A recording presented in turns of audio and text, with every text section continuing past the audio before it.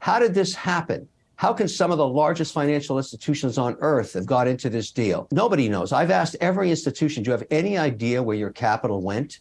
The answer is no. Kevin O'Leary, popularly known as Mr. Wonderful and a celebrity investor, is perhaps the most entangled celebrity in the entire FTX debacle. He had involved himself so much with FTX that he became the face of the brand. His association with FTX was only second to that of the founder, SBF.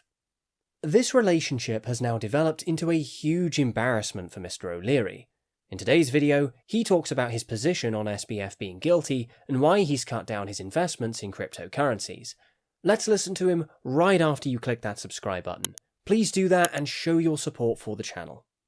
The audit will determine it. The transfer of capital that will be dollar by dollar audited, and we will know all of that. And if there was nefarious activity, if he did break the law or anybody else in there broke the law, they'll face the full force of the law, because there's a lot of people that are not happy about this, and I'm one of them.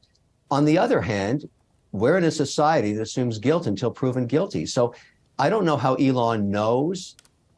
If I don't know, how does he know? Nobody knows. I've asked every institution, do you have any idea where your capital went? The answer is no. So until we have information, until we have the facts, until we have the audit trail, until we have the conversions out of the account, until the accounts are open for scrutiny, nobody knows anything. And so it's all speculation. Now, the story itself is not going to go away. This story is not just a financial collapse. It's a human story. How did this happen? How can some of the largest financial institutions on earth have got into this deal? We all have egg on our faces. We're all embarrassed. We all feel foolish. But at the same time, it's not over. We got to figure out what happened here so that A, we can regulate against this ever happening again. What is the, we should have regulated this exchange no different than the NASDAQ or the New York Stock Exchange or any other exchange that's regulated. Put all the safeguards in. And I think that's going to happen. If there's any silver lining in this story, it has to be that. Regulators have woken up. The Hill has woken up. Washington's woken up. Everybody's talking about this disaster. Right. And we're going to talk about it until we get all the facts. Sam Bankman-Fried is going to be on Twitter every single day for years to come while we unpeel this onion and find out what happened. The world's richest man, Elon Musk, has lent his voice to the entire FTX scandal, being a crypto enthusiast himself. He has called for the imprisonment of Sam Bankman-Fried. The CEO of Twitter took to the social platform and posted, "Agreed. Let's just give him an adult timeout in the big house and move on." This was in response to another Twitter user that had posted, "SBF doesn't need any more mentioning except for his court date." This position doesn't seem to go down well with Mr. O'Leary. He believes that we don't have enough evidence to nail Sam, the founder of FTX, as a criminal.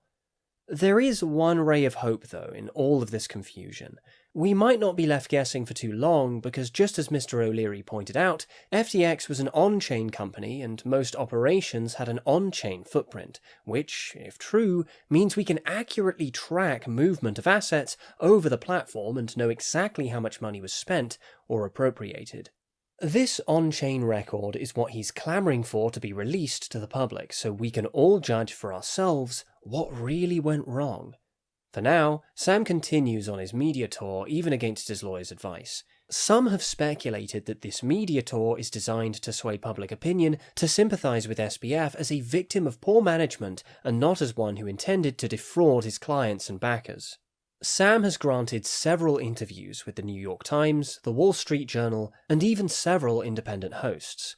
His attempt at shaping public opinion seems to be backfiring, though, because it doesn't seem anyone is buying what he's saying. It's been said that Sam isn't behaving like a renegade who's ignoring the advice of his lawyers. He's behaving like he has a world-class crisis management firm and a legal team constructing a very specific and deliberate public narrative. I had the same positions on. Obviously, it's down significantly because we've had such a correction across all asset classes. And I'm probably sitting right now at about 14.5. We just marked to market today. We've had to take some big hits like everybody else. We're looking at doing some sell-offs for tax purposes because this year we will be reporting taxes on all crypto positions as just started last year.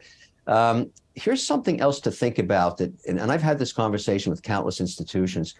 There is such a close correlation between 5 different tokens and level 1, level 2 chains that you don't need to own 30. You can own 5 or 6 and get the same volatility that the 10,000s token give you. So what's going to happen here over the next 36 months, in my opinion, and I'm going to remain, this doesn't change anything in terms of what I do in crypto. I'm going to continue to invest, but I obviously have to concern myself with tax wash selling. So if I sell my Bitcoin here, I've got to wait at least 31 days to reposition myself, and I will do that. But I don't need to buy 30 positions anymore because it's clear, given what happened, the correlation is so tight. So I predict tremendous pressure on tokens that have no utility, no value, no merit, no use, no app. They're all going to go away. And so what we're going to get is a much cleaner, a much more correlated, a much more productive crypto environment.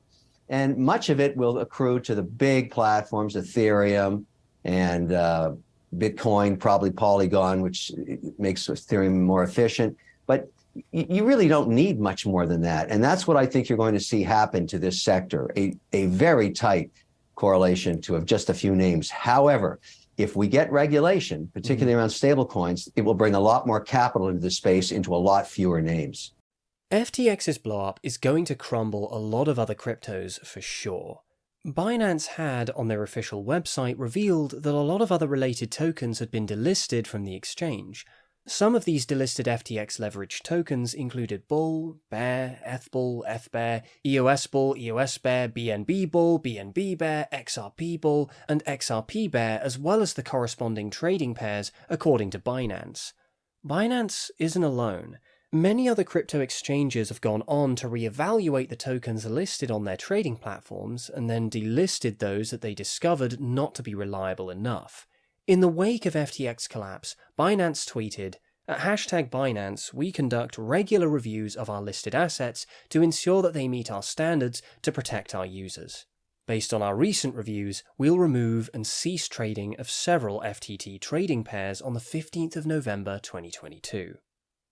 Mr. O'Leary says that he's sold off all of the tokens he's not confident of too. He maintains that he does not have to have a position on many cryptocurrencies. Henceforth, he's focusing on just a few reliable cryptocurrencies. If you want more quality analysis of the latest events in the cryptocurrency space, then be sure to subscribe to the channel and never miss out. Don't forget to like this video if you enjoyed, and we'll see you in the next one.